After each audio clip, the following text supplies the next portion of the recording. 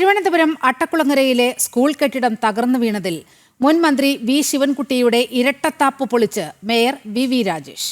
വീഴ്ച നഗരസഭയുടെ മുകളിൽ ചാരാനുള്ള ശിവൻകുട്ടിയുടെ ശ്രമം കുറ്റബോധം അലട്ടുന്നതുകൊണ്ട് 3 കോടിയോളം രൂപ മുടക്കിയുള്ള നവീകരണത്തിന് പിന്നിൽ വൻ ക്രമക്കേടാണെന്നും മേയർ ജനം ടിവിയോട് പറഞ്ഞു.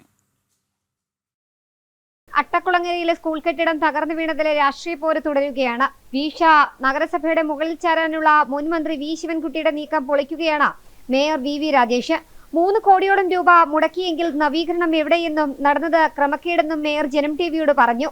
ഇതിൽ സമഗ്ര അന്വേഷണം ഉണ്ടാകുമെന്നും മേയർ പൊളിക്കാനിരുന്ന കെട്ടിടത്തിന് കോടികൾ ചെലവഴിച്ചതിലെ സംശയവും അദ്ദേഹം ചൂണ്ടിക്കാട്ടി. പൊളിക്കാൻ വേണ്ടി തീരുമാനിച്ച ഒരു കെട്ടിടത്തിൽ ഒരു 1.25 കോടി രൂപ 1.5 കോടി രൂപയ്ക്കകത്ത് എങ്ങനെ ചെലവാക്കി?